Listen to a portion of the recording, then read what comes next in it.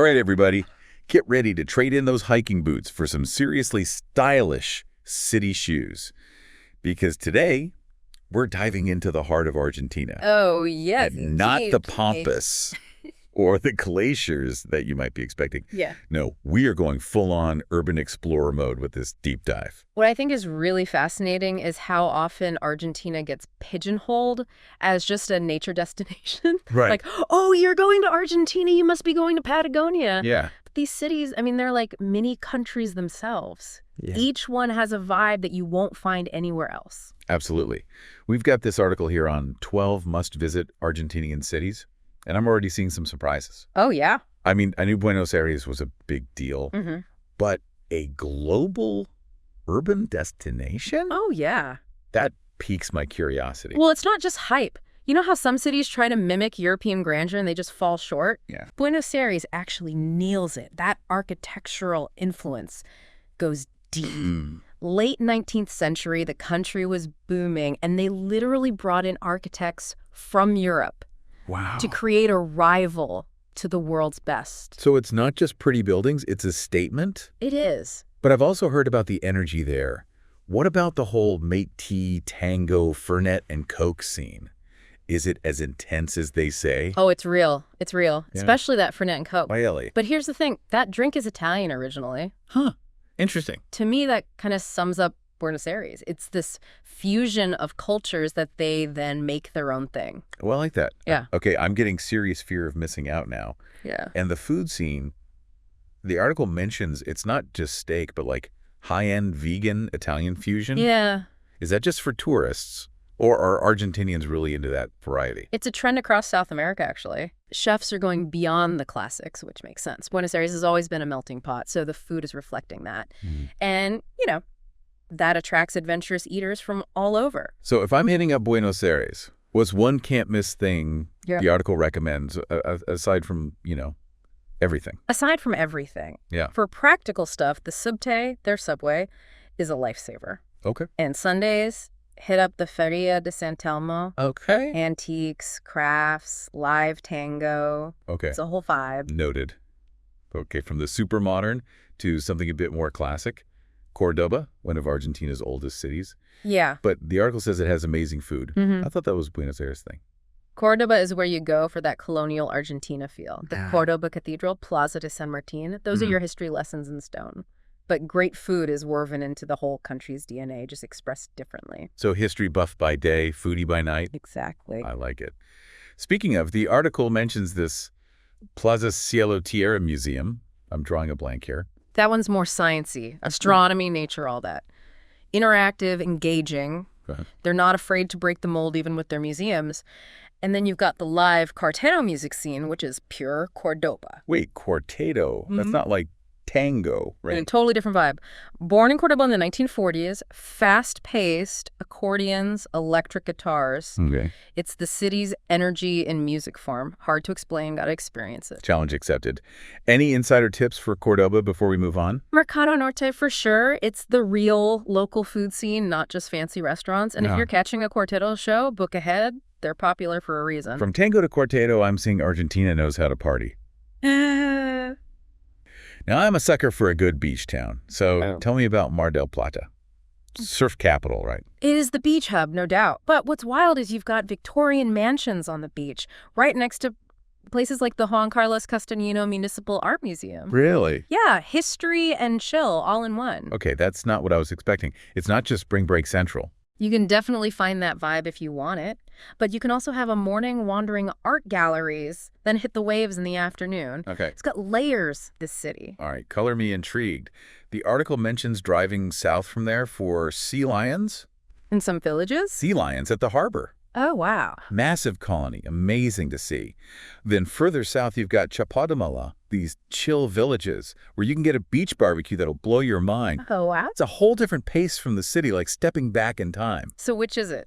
High-energy beach town or chill village escape? I need to know how to pack. Why not both? Okay. Hit the beach, see the sea lions, then escape south for some tranquility. Okay. And whatever you do, try the pescado a la paella, grill-ish at El Pescador. You won't regret it. All right, on to the next one. From beaches to Salta, which the article says is all about architecture, wine, and indigenous heritage. That's a lot to pack into one city. Salta is where Argentina's history gets real. You've got your colonial squares, but then museums dedicated to pre-Columbian archaeology, indigenous art. Yeah. It's a living timeline. They specifically call out July 9th Square and some historical buildings. What's so special about them? July 9th Square is like Salta's heart. It's surrounded by these perfectly preserved colonial buildings. Wow. Including the Cabildo, which is now a history museum. It's like walking into a painting.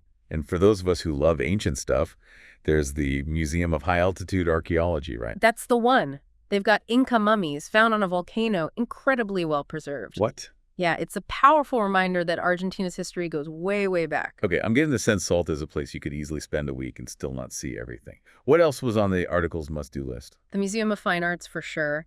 Argentine art scene is amazing, and Salta's got a great collection. And food-wise, gotta try the salteño empanadas at La Criolla, a local institution. Empanadas, always a good call. Okay, let's keep this train rolling. We're off to Mendoza. Wine country, here we come. If luxury and nature had a baby, it would be Mendoza. Imagine rolling vineyards, Andes Mountains in the background, world-class wineries. Okay. It's the good life, bottled. The article was all about vineyard stays, wood-fired barbecues, sunsets over the Andes. You're making me want to book a flight right now. It's not just about the wine, though. That is incredible, especially the Malbec. Yeah. It's the whole experience. Yeah. Touring the vineyards, learning how it's made, the food scene that's grown up around it. But for those of us who might get wined out impossible, I know what else is there to do in Mendoza. Parque General San Martin is this huge park right in the city, perfect for a break from the indulgence. Okay. Or the MMEM Art Museum for a days of contemporary art.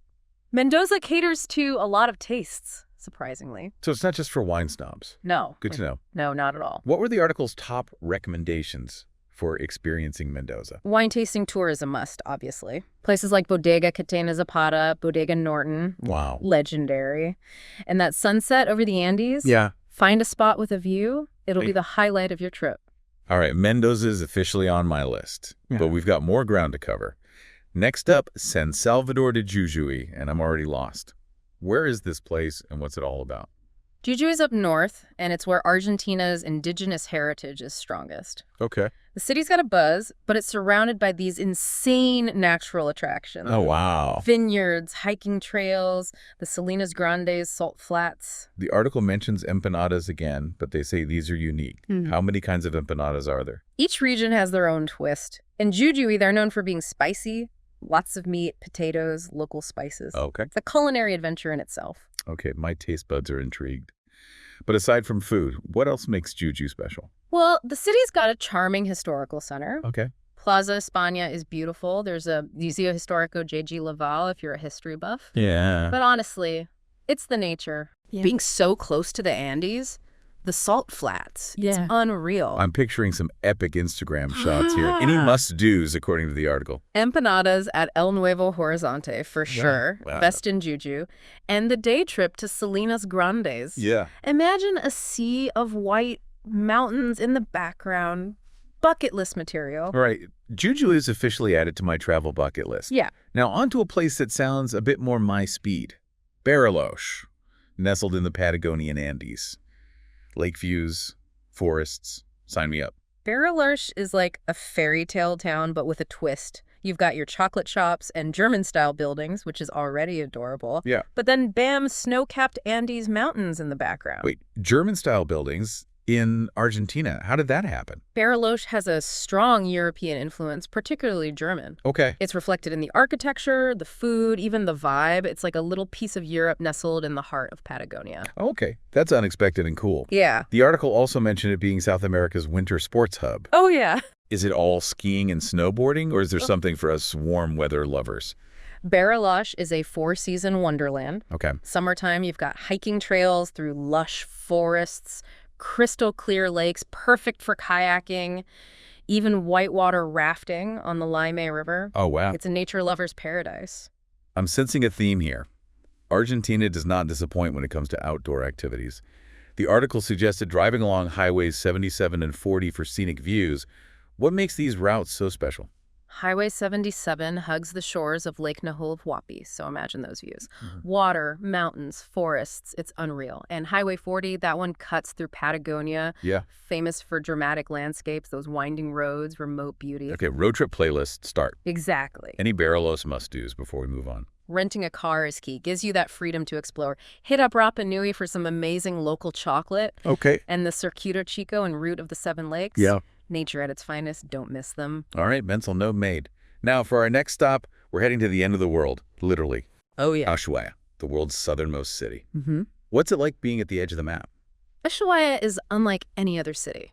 It's that sense of isolation, the raw beauty of Patagonia, the Beagle Channel leading to Antarctica. Wow. It's like stepping into an adventure novel. The article painted this picture of snow-capped mountains, penguin sightings, a rich maritime culture. Sounds almost mythical. Ushuaia was once a penal colony, so its history is harsh but also adventurous. Today, it's a jumping-off point for Antarctica cruises, and the whole city has that frontier spirit, a mix of exploration and respect for nature. It seems like a haven for outdoorsy types. What kind of activities did the article recommend? Hiking in Tierra del Fuego National Park is a must. Okay. Exploring the Marshall Glacier is incredible, either by hiking or taking a chairlift for those panoramic views. And a boat trip through the Beagle Channel. Yeah. You might spot penguins, seals, even whales. Okay, I'm officially hooked. What are your top 3 must-dos for Ushuaia, the ones you wouldn't want to miss? The End of the World train is a classic. Historically significant, plus it takes you through stunning scenery. Wow. Visiting the Marshall Glacier is a must-do. The views are breathtaking. Okay. And exploring Tierra del Fuego National Park is an experience you won't forget. It's Patagonia at its wildest. All right, Ushuaia is officially on my must-visit list, but we've got more cities to uncover. Let's switch gears and head to La Plata, a city described as a charming college town. La Plata is a breath of fresh air after the ruggedness of Patagonia. It's youthful, full of parks, great food, and a surprisingly vibrant art and music scene. It's a city that's often overlooked, but it's a real hidden gem. The article mentioned a bunch of places. The Museo de la Plata, Lake Forest, San Martin Square, a museum of contemporary Latin American art. What stood out to you? What's cool about La Plata is its blend of brains and creativity. Okay. The Museo de la Plata is a major natural history museum, fossils, artifacts, all that. Wow. But then you've got the Contemporary Art Museum showcasing cutting-edge Latin American artists. So it's a city for the intellectually curious and the art lovers. I like it. And let's not forget the live theater scene. Oh, yeah. La Plata has a strong tradition of performance art. It's a city that loves to think, create, and express itself. Give me the quick rundown. Top 3 things to do in La Plata. Go. Definitely explore the La Plata Cathedral. Okay. It's a neo-Gothic masterpiece. Wow. Rinse a bike and explore the parks, especially Lake Forest, perfect for a sunny afternoon. Okay. And don't miss the Museum of Contemporary Latin American Art if you're into that scene. It's world-class. Okay. La Plata is officially on the itinerary, Nice. but we're not done yet. Next stop, El Calafate, and I'm already picturing glaciers. Am I right? You are. El Calafate is the gateway to Argentina's glaciers. But it's not just about the ice. The town itself has this rustic charm, historic hotels, those lakefront rentals, Yeah. and the scenery is jaw-dropping. The article called it a base for exploring Patagonian wilderness, particularly glaciers. But they also highlighted this charming rural vibe. Historic hotels, lakefront rentals, and scenic beauty. Yeah. It sounds almost too good to be true. It's the perfect blend of adventure and relaxation. You can spend your mornings exploring the town, soaking up that Patagonian atmosphere, then embark on glacier excursions in the afternoon. They mentioned renting a car and driving along Highway 11 to see glaciers. What's so special about this highway? Highway 11, also known as Route of 40, is legendary. Okay. It snakes through Patagonia, past turquoise lakes, mountains, forests, Yeah. and those glaciers. Imagine driving along and suddenly there's this massive wall of ice. Wow. It's mind-blowing. Okay, I'm adding that to my road trip fantasy. But let's be real, glaciers are the main attraction, right? Absolutely. Yeah. But there's more to El Calafate than just ice. Hiking, horseback riding, boat trips on Lake Argentina. And the town has this cozy vibe, great restaurants serving Patagonian specialties. Sounds like a perfect balance of adventure and indulgence. Mm-hmm. What were the article's top recommendations for experiencing El Calafate? Visiting the Perito Moreno Glacier is non-negotiable. Okay. It's one of the most accessible, and you can actually witness huge chunks of ice calving into the lake. It's like thunder, but visual. Well, that's an image. What else? La Tablita is the spot for Patagonian lamb and trout. And if you want to nerd out on glaciers, the Glaciarium Patagonian Ice Museum is pretty cool. Right, El Calafate. Consider yourself added to my list. Now let's head back to the coast, shall we? Yeah. Tell me about Puerto Madryn, a city that the article says is a haven for wildlife and seafood lovers. Puerto Madryn is where Patagonia meets the sea. Imagine stunning coastlines, penguin colonies, and the chance to see whales breaching just offshore. Wow. It's a wildlife enthusiast's dream come true. They specifically mentioned whale watching, orca sightings, and exceptional seafood. Sign me up. Yes. But what else is there to do in Puerto Madryn besides, gawking at marine life? Plenty. Puerto Madryn has a charming boardwalk, perfect for sunset strolls, and there are some great museums dedicated to marine life. But honestly, the real draw is the opportunity to get up close and personal with the ocean. So we're talking whale watching tours, snorkeling, that kind of thing. Absolutely. Yeah. You can choose from various boat tours to see whales, dolphins, and even penguins. And the snorkeling and diving in the area is supposed to be fantastic, with a chance to spot all sorts of colorful fish and other marine creatures. All right, I'm sold. Top recommendations for Puerto Madryn. Don't hold back. A whale watching tour is non-negotiable. There are tons of operators, so find one that suits your style. For lunch, hit up El Mercado. They have the freshest seafood in town. And honestly, just driving along the Patagonian coast is an experience in itself. Puerto Madryn, consider yourself added to my itinerary. Okay, we're on the home stretch of our Argentinian city adventure. Last stop. Tigre, a city just north of Buenos Aires. What's so special about Tigre? Tigre is the perfect escape from the Buenos Aires hustle. It's all about the Tigre Delta, this incredible network of rivers, islands, canals. Wow. It's like a water wonderland, just a short hop from the big city. The article mentioned river rafting, adventure sports, Victorian mansions, fascinating museums. It sounds like a unique blend of nature and culture. Tigre has a fascinating history. Okay. Back in the day, wealthy families from Buenos Aires built these grand Victorian mansions along the riverbanks. Okay. Today, it's a popular day trip destination, but it's worth spending a night or two to soak up the atmosphere. The article highlighted the Museo de Arte de Tigre, the historical riverfront, and boat trips into the Delta. What were your impressions? What struck me is the contrast between the city center, which has that bustling energy, and the Delta itself, which is so peaceful and tranquil. Yeah. You can explore the city's history, then escape into this maze of waterways surrounded by lush vegetation and unique homes. So it's a city for those who want the best of both worlds. Urban excitement and natural serenity. I'm intrigued. Exactly. Yeah. And the boat trips into the Delta are amazing. You can see all these unique homes built on stilts, little islands, the canals winding through the vegetation. It's like a different world. All right, last question. What are your top 3 must-dos for Tigre? Have lunch at El Club del Rio. Okay. The views of the Delta are fantastic. Take a boat trip, obviously. There are tons of different tours, so you can choose one that fits your interests. Okay. And just wander along the canals, exploring the stilt houses and soaking up the atmosphere. It's a truly unique experience. All right, Tigre, consider yourself added to my ever-growing list of must-visit places in Argentina. This deep dive has been eye-opening. It is. It's amazing how much diversity Argentina packs into its cities, from cosmopolitan Buenos Aires to the rustic charm of El Calafate and everything in between. What's exciting is that we've only scratched the surface. Each of these cities has so much more to offer, from hidden neighborhoods to local festivals and events. It's a country that rewards curiosity and exploration. And that's what we're all about here at The Deep Dive. But for now, we're going to take a little break. Stay tuned for part 2. Where we'll dive deeper into the practicalities of traveling in Argentina, along with some tips on how to stay safe, navigate the culture, and make the most of your adventure. All right, we're back for round 2 of our Argentinian city adventure. I'm already dreaming of empanadas and tango lessons, but before I book that flight, maybe we should talk about the practical stuff. Good call. It's easy to get swept up in the excitement, but knowing the basics can make your trip way smoother. So let's get down to brass tacks. Safety first. Is Argentina generally considered safe for tourists? What are some things to watch out for? Overall, Argentina is pretty safe, especially if you use common sense, like in any big city. Right. Petty theft can happen, so be mindful of your belongings, especially in crowded areas. Don't flash cash, keep valuables secure, that kind of thing. Makes sense. Anything else to keep in mind? At night, stick to well-lit areas. Avoid walking alone down deserted streets. Okay. And for transportation, use reputable taxis or ride-sharing apps. Safer than just flagging someone down. Good to know. Now, I'm pretty bad at Spanish. Is it essential for getting around to Argentina, or can I survive on my limited vocabulary and a lot of hand gestures? Honestly, you'll be fine in most touristy areas. Okay. Lots of people in the industry speak English, and there are always translation apps if you get stuck.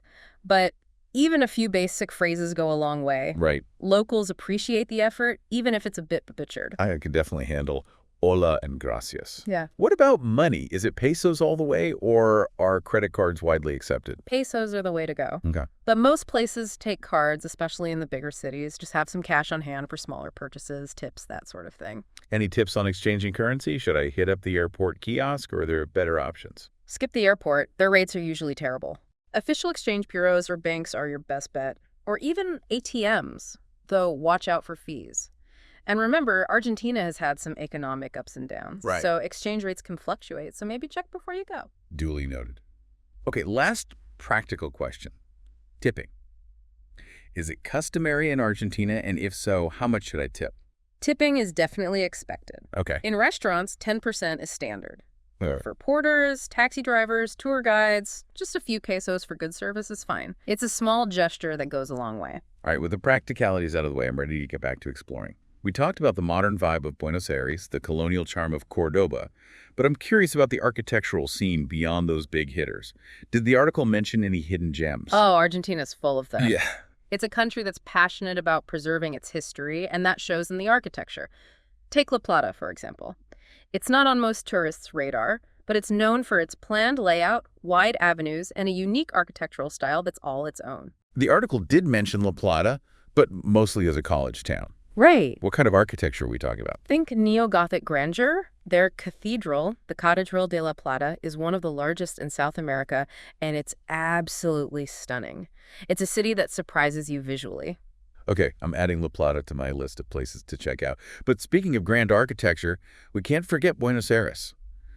I know about the European influences, but what are some must-see buildings for architecture buffs? Oh, there are so many. I bet. But if I had to pick a few, the Teatro Colón is a must. It's one of the world's most famous opera houses, known for its incredible acoustics and opulent interior. I've heard that Teatro Colón is on par with the Paris Opera House. Oh, yeah. That's high praise. What else should we add to our Buenos Aires architecture tour? For something totally unique, check out the Palacio Barolo. It was inspired by Dante's Divine Comedy. Wow. So the design and symbolism are fascinating. It's a bit quirky, but that's part of Buenos Aires' charm. All right, so we've got opera houses and buildings inspired by literature. I'm loving this. What about something that reflects Argentina's political history? Then you have to see the Casa Rosada, the presidential palace. Yeah. The pink color alone is iconic, but it's also steeped in history. Standing in front of that building, you can almost feel the weight of Argentina's past. Okay, Casa Rosada, check. But we can't stay in Buenos Aires forever. What about Cordoba? Yeah. I know it's one of Argentina's oldest cities, but what's architecturally significant there? Cordoba's got this beautiful mix of colonial and modern architecture. The Jesuit block and estancias of Cordoba is a UNESCO World Heritage Site, and it's a must-see. It's a whole complex of buildings, churches, residences, a university that date back to the 17th century. It sounds like a step back in time. I'm already picturing myself wandering through those colonial courtyards. What about Salta? The article mentioned its well-preserved architecture, but didn't go into much detail. Salta is a treasure trove of Spanish colonial architecture.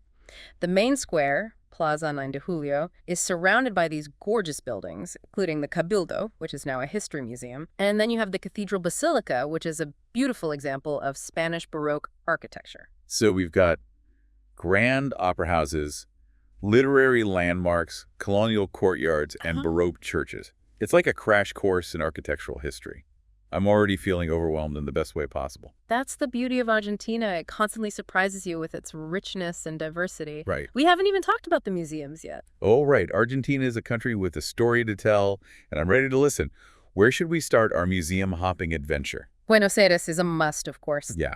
For art lovers, the Museo Nacional de Bellas Artes is incredible. They've got a huge collection of Argentine and European art, from colonial times to the present day. All right, adding that to my list. But I'm also a history buff. Okay. What about museums that delve into Argentina's fascinating past? Then you have to check out the Museo Histórico Nacional. Okay. It's got everything from pre-Columbian artifacts to exhibits on the country's independence movement and political upheavals. It's a great way to get a sense of the forces that shaped Argentina. Okay, I'm feeling smarter already, but let's be honest. Sometimes the best museums are the ones that are a little bit offbeat. Any hidden gems we should know about? Oh, absolutely. If you're into Latin American art, the the Museo de Arte Latinoamericano de Buenos Aires is amazing. They've got works by Frida Kahlo, Diego Rivera, and other iconic artists. Frida Kahlo, you say. I'm sold. What about museums beyond Buenos Aires? Did the article mention any standouts in other cities? Cordoba has a really fascinating museum called the Museo Superior de Bellas Artes y Vida. Right. It's dedicated to Eva Perón, the iconic First Lady of Argentina. Oh, wow. And it's a great way to learn about her life, legacy, and impact on the country. Okay, I'm intrigued. From what I know about Evita, her story is both fascinating and tragic. I'm definitely adding that to my list. But museums are just one way to experience Argentina's culture. What about traditions, customs, art forms, the things that make the country truly unique? You can't talk about Argentine culture without mentioning tango. Right. It's more than just a dance. It's a passion, a way of life, and Buenos Aires is the heart of the tango world. I always wanted to learn how to tango.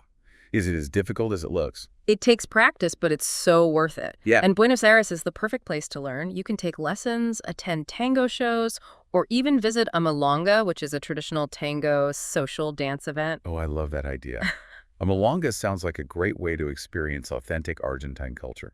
What about traditions beyond Buenos Aires? What else makes Argentina culturally unique? You have to experience gaucho culture. Okay. Gauchos are the traditional cowboys of Argentina, and their culture is all about horsemanship, folklore music, and asado, the famous Argentine barbecue. Asado, that was on a list of things to try. Yes.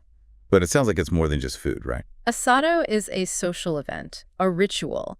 It's about slow cooking meat over an open fire, sharing it with friends and family, and enjoying good company. It's a taste of the Argentine soul. Okay, my mouth is watering. What else should I add to my list of cultural must-dos? Mate. Mate. It's that herbal drink that Argentinians are obsessed with. Right? It's a social ritual shared among friends and family, and it's a great way to connect with locals. I've seen pictures of people sharing mate in parks and squares. It seems like a very communal and welcoming tradition. Exactly. It's all about sharing and connection. Yeah? And don't be surprised if a stranger offers you some mate. Yeah. It's a sign of hospitality. I love that. Okay, tango, gaucho culture, mate. Anything else I should know about before I immerse myself in Argentina? Don't forget about Argentina's literary heritage. Oh, yeah. They've produced some incredible writers like Jorge Luis Borges and Julio Cortázar. You can visit their homes, explore literary cafes, attend book readings. It's a bookworm's paradise. Oh, I love Borges. His stories are mind-bending. I'll definitely be checking out the literary scene in Buenos Aires. Buenos Aires has bookstores on practically every corner. I bet. And many cafes have a history of hosting famous writers and intellectuals. You can feel the city's literary energy just walking down the street. Okay, I'm convinced. Argentina is more than just beautiful scenery and delicious food. It's a country with a rich culture, a fascinating history, and a spirit of warmth and passion that's contagious. That's what makes it so special. It's a country that gets under your skin and stays with you long after you've left. It's the kind of place that inspires you to learn more, explore further, and embrace the unexpected. Well said. This deep dive has given me a whole new appreciation for Argentina, and I'm so excited to experience it all firsthand. But before we wrap up part 2, I'm curious, is there anything we haven't touched on that you think is essential for first-time visitors to know, something that maybe the article didn't mention? That's a great question. The article focused on the highlights of each city, but what truly makes Argentina special is the people. Yeah. Argentinians are known for their warmth, hospitality, and passion. So my advice is to go beyond the tourist attractions, strike up conversations with locals, try the local cuisine, and really immerse yourself in the culture. Right. That's where the real magic happens. That's fantastic advice. I love the idea of connecting with locals and experiencing Argentina through their eyes. It's all about those authentic, unscripted moments that make a trip truly memorable. Exactly. So be curious, be open, and be ready to be surprised. Argentina is a country that will reward you in ways you never expected. Well, I'm more excited than ever to embark on this Argentinian adventure. But for now, we're going to take a quick break. Stay tuned for part 3, where we'll explore how to combine city life with outdoor adventures in Argentina. We'll be talking about glaciers, mountains, beaches, and everything in between. Okay, we're back for the final leg of our Argentinian adventure. We've explored bustling cities, delved into the culture, even mastered the art of tipping, but now I'm feeling the call of the wild. You and me both.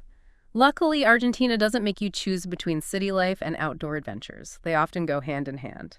Okay, that's music to my ears. Where should we start our exploration of Argentina's wild side? Well, let's head back to Bariloche, that charming town nestled in the Andes that we talked about earlier. Imagine this. One day, you're strolling past chocolate shops and those cute German-style houses, and the next, you're hitting the slopes for some world-class skiing. I remember the article called it South America's winter sports hub, but I'm more of a warm weather adventurer. What about hiking, kayaking, that sort of thing? Bariloche has got you covered year-round. Summertime, the hiking trails come alive, winding through lush forests with breathtaking views. The lakes are crystal clear, perfect for kayaking or paddleboarding. And for the adrenaline junkies, there's whitewater rafting on the Laime River. So it's like a choose-your-own-adventure, but with stunning scenery no matter what you pick. Exactly. And the best part is you get to come back to a cozy town with delicious food and that unique blend of European charm and Patagonian wilderness. Okay, Bariloche is officially at the top of my list. What other destinations let you seamlessly blend city life with outdoor escapes? Well, we can't talk about Argentina's wild side without mentioning the glaciers. El Calafate, the gateway to Los Glaciares National Park, is a must-visit. I'm already picturing myself sipping mate with a view of the Perito Moreno Glacier, pure bliss.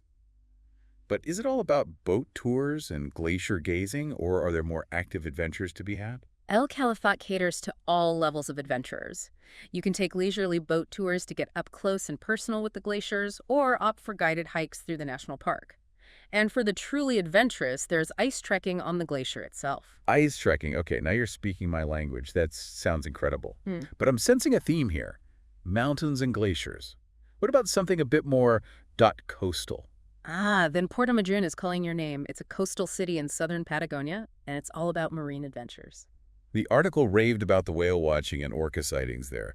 But is there anything to do in Puerto Madryn besides marveling at marine life? Plenty. Puerto Madryn has a charming boardwalk, perfect for sunset strolls, and there are some great museums dedicated to marine life. But honestly, the real draw is the opportunity to get up close and personal with the ocean. So we're talking whale watching tours, snorkeling, that kind of thing. Absolutely. You can choose from various boat tours to see whales, dolphins, and even penguins. And the snorkeling and diving in the area is supposed to be fantastic, with a chance to spot all sorts of colorful fish and other marine creatures. Okay, I'm officially adding Puerto Madryn to my list. But let's be real, Argentina is a huge country. How do you even begin to choose where to go and what to do? It's a bit overwhelming. That's the beauty of it. There's no wrong answer. The key is to embrace the diversity that Argentina offers. Spend a few days soaking up the culture in Buenos Aires, then head south to Patagonia for glacier trekking and wildlife encounters. Or maybe venture north to Salta for a taste of Andean culture and those incredible landscapes. It's like a choose-your-own-adventure on a grand scale. Exactly. So my advice to our listeners is this: don't limit yourself. Be open to exploring different regions, trying new things, and letting Argentina surprise you. That's where the real magic happens. I love that advice. Be open, be curious, and be ready for an adventure. Well, I think we've officially covered everything there is to know about Argentina's incredible cities. We've explored their history, culture, food, architecture, and even their wild side. I don't know about you, but I'm feeling incredibly inspired. Me too. And I hope our listeners are feeling that same sense of wanderlust. Argentina is a country that has something to offer everyone, and I can't wait to hear about all the adventures they have. Absolutely. So as we wrap up this deep dive into the vibrant cities of Argentina, we encourage you to let your wanderlust guide you. From the cobblestone streets of Buenos Aires to the snow-capped peaks of Patagonia, Argentina offers a tapestry of experiences waiting to be discovered. We hope this deep dive has sparked your imagination and fueled your desire to explore this captivating country. Until next time, keep those travel dreams alive.